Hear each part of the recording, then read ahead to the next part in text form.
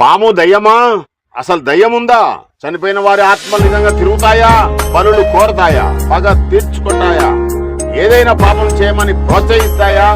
పరిశీలన చేద్దాం.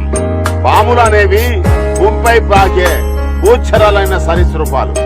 6 నెలలపై దాదాపు 2900 జాతుల పాములున్నాయి. పాము అనేది ఒక జంతువు మాత్రమే, అంతేగాని అది సాతాను కాదు. పామును సాతాను అన్నవాడు మూర్ఖుడు. అది ఒక విష జంతువు. దాదాపు వాటిలో 95% విషం లేనియే. విషం కలిగిన 4 ముఖ్యమైన జాతులున్నాయి 6 నెలలపై.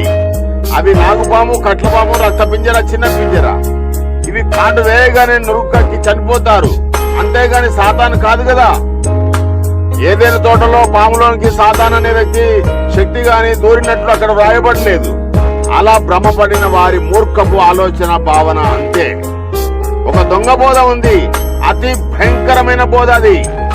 మన ఆది తల్లి హవ్వముతో పాము వ్యభిచరించిందట. అలా జరిగితే కయీను పుట్టాడట. ఎంత భ్రష్టత్వపు బోధ అది.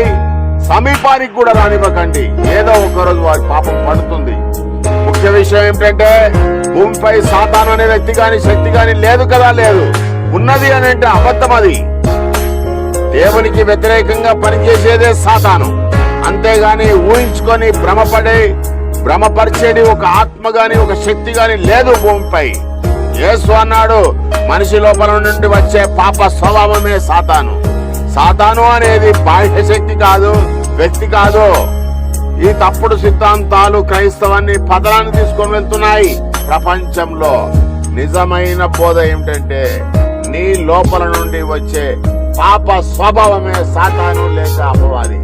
దేవునికి వ్యతిరేకంగా పనిచేసేవాడే, దేవునికి వ్యతిరేకంగా పనిచేసే శక్తే సాతాను అని క్లియర్ గా తెలియజేస్తామన్నది బైబిల్ గ్రంథం.